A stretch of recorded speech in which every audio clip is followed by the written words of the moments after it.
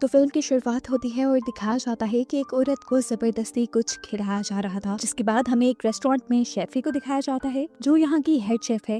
लेकिन हमेशा वो ये काम नहीं करना चाहती। उसने अब अपना रेस्टोरेंट बनाने का सोच लिया है, इसीलिए वो अपने मैनेजर को लास्ट गुड बाय कहने के लिए जाती है। लेकिन इस होटल में शेफी ने सब कुछ बहुत अच्छे से संभाला हुआ था। मैनेजर अभी तैयार नहीं था कि शेफी ये जॉब छोड़ दे। उसने शेफी को एक्स्ट्रा पैसों की भी लालच दी, लेकिन शेफी फैसला कर चुकी थी। वो अपना आखिरी फैसला बताकर यहाँ से चली जाती है। सुबह होने पर वो एक जंगल में बनी हुई खास जगह पर पहुंचती है, जो जगह उसने अपने नए रेस्टोरेंट के लिए चुनी थी। ये जगह पहले भी एक रेस्टोरेंट ही था, लेकिन बंद क्यों हुआ अभी शेफी ये बात नहीं जानती। इसी होटल का विजिट करते हुए उसे बैकयार्ड में एक गार्डन दिखता है, जिसे शायद यहाँ के पुराने शेफ ने लगाया होगा। वो जब इस गार्डन को देख रही थी तभी उसे एक ओल्ड लेडी दिखी।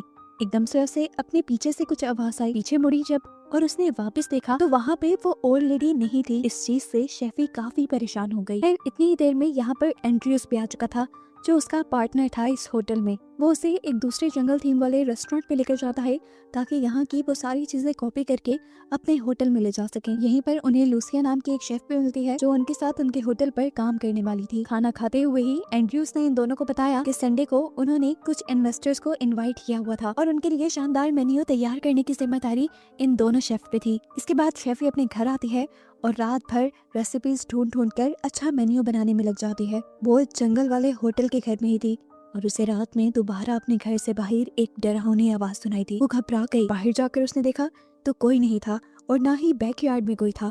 लेकिन जब वो बैकयार्ड से अंदर आई तो लॉन्च में उसे एक बूढ़ी औरत की पिक्चर मिली। ऐसी ही बूढ़ी औरत को उसने पहले बाहर भी देखा था। इससे पहले कि करीब जाकर वो उस फोटो को देखती, एकदम से शेफी को उस बूढ़ी औरत की परछाई खिड़की पे दिखाई देती है। वो जब खिड़की के पास गई तो वहाँ पर भी उसे कुछ क्लियर नहीं दिखा। वो काफी घबरा गई थी। उसने जाकर स्ट्रेस रिलीफ करने वाली टैबलेट्स ली और फिर सुबह के लिए कुछ कुकिंग की तैयारी करके वो सो जाती है। सुबह काफी अच्छी थी, उसे कोई परेशानी नहीं थी क्योंकि उसने सब कुछ पहले से ही तैयार करके रखा हुआ था। उसने जाकर डो को हाथ लगाया। डो बिल्कुल अच्छे तरीके से राइस हुई थी, लेकिन तभी उसे डो में कुछ हलचल सी महसूस हुई। उसने जब डो को खोल कर देखा तो उसमें बड़े बड़े कीड़े पड़ चुके थे और जो सारी तैयारी रात में उसने की थी, जो सारा खाना रात में उसने तैयार किया था, उसमें फंगस लग चुकी थी। रातों रात ऐसा कैसे हो सकता था? आज शाम इन्वेस्टर्स भी आने वाले थे। वो बुरी तरह पैनिक हो जाती है और अपने हेल्पर से दोबारा सारा सामान लाने को कहती है ताकि वो यही खाना दोबारा बना सके। अब कुछ ही देर में इन्वेस्टर्स आने वाले थे। किस्मत बुरी शेफी की कि उसे सामान भी मार्केट से पूरा नहीं मिला। उसने जल्दी जल्दी में एक नॉर्मल रेस्टोरेंट वाला खाना बनाया। कुछ स्पेशल वो इन्वेस्टर्स के लिए बना ही नहीं पाई। ऐसे में पहला खाना खाकर इन्वेस्टर्स ज्यादा इम्प्रेस नहीं हुए, लेकिन शेफी ने डिजर्ट काफी अलग बनाया हुआ था। उसे उम्मीद थी कि ये खाकर सारे इम्प्रेस हो जाएंगे। उसने जैसे ही उसे सर्व किया तो देखा कि उसके अंदर से भी कीड़े निकल रहे हैं और बूढ़ा आदमी उसे खाने वाला है। वो उसका हाथ पटक कर रोक देती है, हालांकि वो जानती थी कि ऐसा करना बहुत ही बुरा साबित हो सकता है। अपनी इस हरकत को डिफेंड करते हुए शेफी ने कहा, असल में वो चम्मच बहुत गर्म था जिससे आप खाने वाले थे।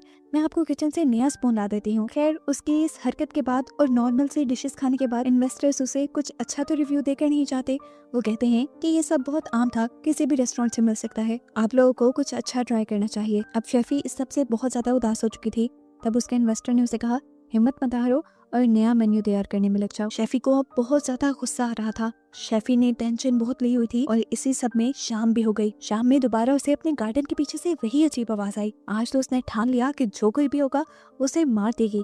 चाकू छुपाते हुए वो बाहर निकली तो वो सिर्फ एक रैबिट था, जिसका पीछा करते करते वो एक अजीब सी जगह पर पहुंच गई, जहाँ पर एक गेट लगा हुआ था जिसके अंदर रैबिट चला गया। वो भी इसके अंदर चली गई और अंदर उसने एक बहुत ही अजीब लेकिन बहुत ही खूबसूरत गार्डन देखा। ऐसा गार्डन और ऐसे पौधे उसने आज से पहले कभी नहीं देखे थे। इन पर जो फल लगे थे वो भी आज तक उसने कभी नहीं देखे थे।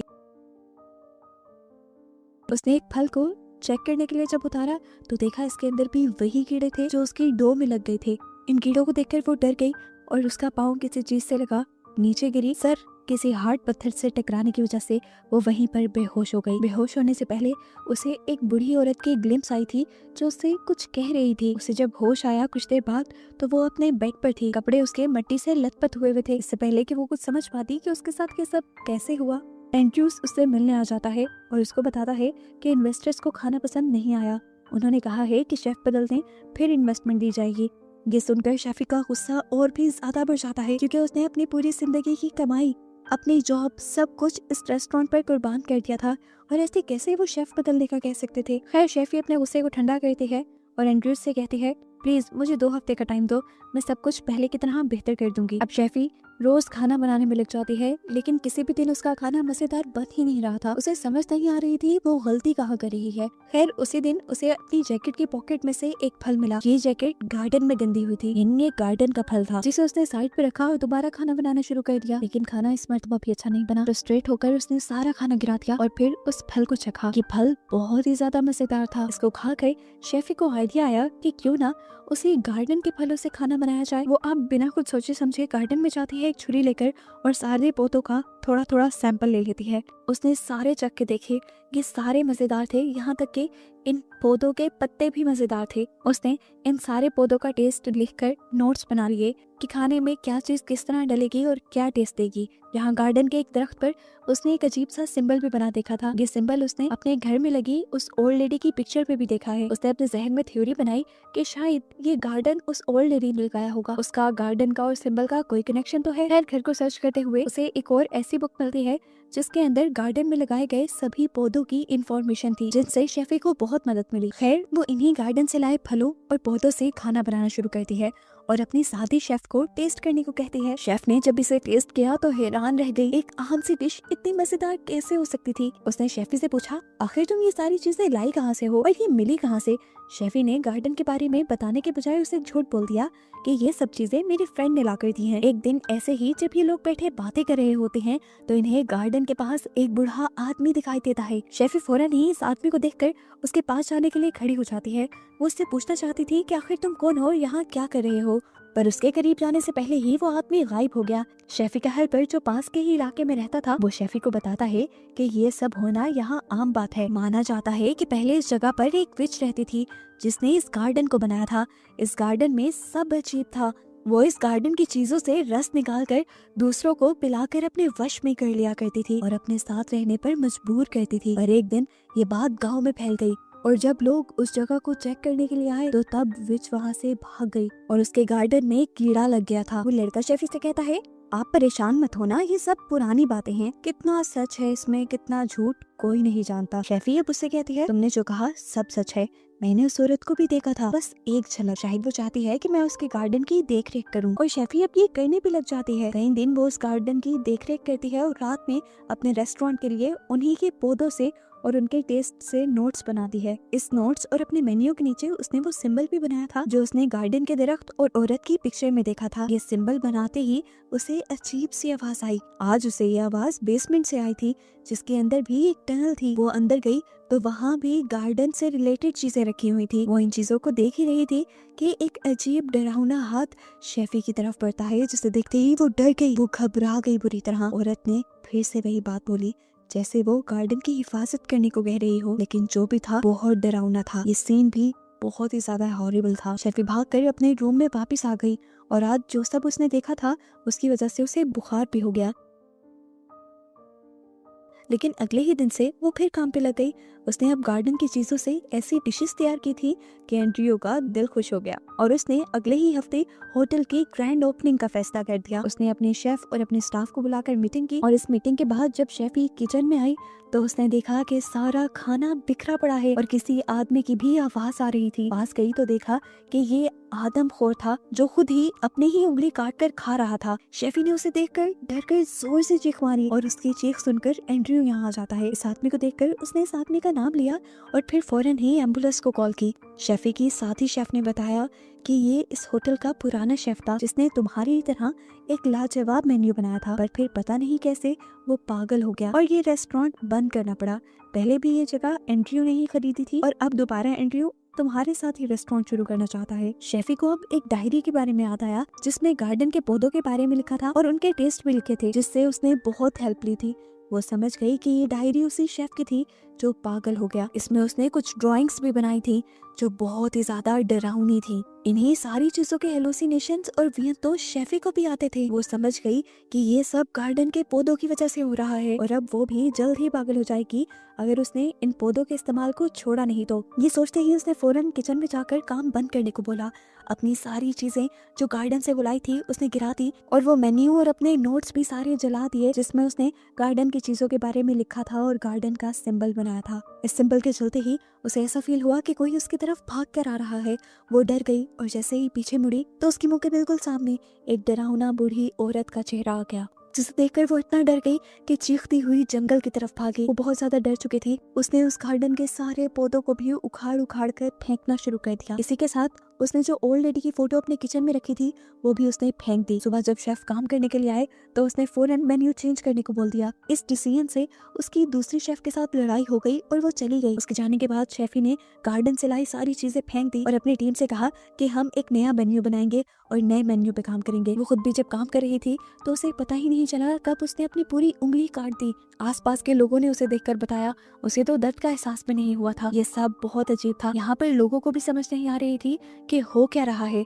एंड्रयू जब ये बताने के लिए किचन में आता है कि स्पेशल गेस्ट आने ही वाले हैं तो वो किचन में हड़बड़ी देखता है और पूछता है कि आखिर यहाँ हो क्या रहा है। तब उसे पता चलता है कि एंड टाइम पे शेफी ने सारा मेन्यू चेंज कर दिया था और यहाँ उसकी शेफी के साथ भी लड़ाई हो जाती है। फिर एंड्रयू बहस करने के बाद बाहर चला जाता है गेस्ट को रिसीव करने के लिए, जबकि शेफी को अजीबोगरीब हेलुसिनेशंस होने लगते हैं। उसे ऐसा लग रहा था जैसे उसके मुंह से कीड़े निकल रहे हों, उसके हाथ कट गए हों जिनके कट से अब कीड़े बाहर निकल रहे थे। उसके सामने जब शेफ आए उसे डिश टेस्ट करवाने के लिए तो उसे लगा कि ये सारी फंगस से भर गई हैं, लेकिन इस टाइम उसने अपने इमोशंस पे कंट्रोल किया, डिश नहीं फेंकी क्योंकि उसे पता चल चुका था कि उसके हेलुसिनेशंस हैं। उसने बगैर चखे ही ये खाना सर्व करने को कह दिया, लेकिन यहीं पर उसकी सबसे बड़ी गलती हो गई। इस डिश में सी फूड था और एक गेस्ट को सी फूड पेश नहीं करना था और ये बात वो पहले से ही जानती थी। उसकी वजह से उस गेस्ट को एलर्जी हो गई, सांस आना बंद हो गया और एंट्रियो के हाथ पांव फूल गए। आखिर में दोबारा ही उसके रेस्टोरेंट की बेइज्जती हुई और सब लोग वहां से चले गए। एंड्रयू भी गुस्से में आ गया। रात में उसने शेफी से कहा तुम्हारा तो पता नहीं, लेकिन मैंने अपनी सारी जमा पूंजी इस रेस्टोरेंट पे खर्च कर दी है और तुमने पहले ही दिन मेरे रेस्टोरेंट की रेपुटेशन खराब कर दी। इस चीज का तो शेफी को भी बहुत दुख था। अगली सुबह शेफी नई उम्मीद से उठती है कि आज जो भी वो करेगी वो ठीक करेगी। उसने देखा कि जो शेफ कल चली गई थी वो भी आज वापिस आ गई। उसने उसका शुक्रिया किया, लेकिन ये वापिस आई थी एंड्रयू के कहने पर। एंड्रयू ने अब शेफी से कहा कि मुझे इन्वेस्टर्स ने कहा है कि तुम अपना शेफ बदलो, नहीं तो वो इन्वेस्टमेंट नहीं देंगे। प्लीज तुम यहाँ से कहीं दूर चली जाओ। ये सुनकर शेफी गुस्से से पागल हो गई। एंड्रयू अब उसे हाथ पकड़कर वाइन स्टॉक के पास बेसमेंट में ले गया। गुस्से से पागल हुई शेफी उसी के ऊपर भड़कने लग जाती है और कहती है तुम नहीं जानते कि मैंने इसके लिए क्या किया। अपनी पूरी लाइफ स्पेंड कर दी, अपनी सारी सेविंग्स, सारा तजुर्बा, अपनी जॉब। तुमने नहीं देखी थी क्या पहले इस रेस्टोरेंट की हालत? इसे मैंने अकेले साफ किया, अकेले इस हाल तक पहुंचाया कि यहाँ के लोग बैठे और तुम मुझे ही निकाल रहे हो। उसने पास पड़ा एक हैडल कॉक भी उठा लिया। वो यहाँ से वापस किचन में जाने ही वाली थी कि एंड्रयू ने उसे पकड़कर पीछे बने एक जेलनुमा कमरे के अंदर कैद कर दिया। शेफी हेल्प हेल्प चिल्लाती रह जाती है, लेकिन वहाँ उसकी मदद को कोई नहीं आता और एंड्रयू बाहर निकल जाता है। बाहर आते ही शेफ ने उससे पूछा कि शेफी कहाँ है, शेफी के बगैर कुछ नहीं हो पाएगा। पर एंड्रयू ने कहा वो अपनी पेमेंट लेकर जा चुकी है और आज से तुम हेड शेफ हो, आज तुम सब संभालो। लेकिन उसे इतना कुछ नहीं आता था, वो आज का इवेंट नहीं संभाल सकती थी। शेफी भी उस कमरे से निकलने की कोशिश कर रही थी, लेकिन कोई फायदा नहीं हुआ। बेसमेंट के रोशनदान से उसने गाड़ियों की चलने की आवाज सुनी और जोर जोर से हेल्प हेल्प चिल्लाकर किसी की मदद बुलाने की कोशिश की, लेकिन ये भी काम नहीं किया। यहाँ पर एक छोटा सा दरवाजा था जो उसने खोला तो देखा कि अंदर एक टनल है, जो टनल बाहर जाकर खुल रही है, लेकिन बाहर का दरवाजा भी वो खोल नहीं पाई और उसी टनल के अंदर बैठ गई। एकदम से जहाँ शेफी बैठी हुई थी वहाँ जोर से जलजला आने लग गया। शेफी बुरी तरह डर गई, लेकिन उसने देखा कि जहाँ वो बैठी थी उसके सामने एक और दरवाजा आ गया और इसके पीछे एक दूसरी टनल थी। अब यही टनल उसे एक उम्मीद लग रही थी। उसने यहाँ से कैंडल चलाई और आहिस्ता आहिस्ता इस टनल के अंदर चली गई। इस टनल के अंदर उसे क्या दिखा? एक लाश, मरी हुई औरत की। इन्हें देखकर शेफी बहुत ज्यादा डर चुकी थी। उसने पीछे जाने की कोशिश की तो मिट्टी ने उसका रास्ता बंद कर दिया। ना चाहते हुए भी उसे आगे ही बढ़ना था, लेकिन आगे तो वो लाश थी। शेफी ने हिम्मत पकड़ी और इस लाश के ऊपर से गुजरने का फैसला किया तो उसने देखा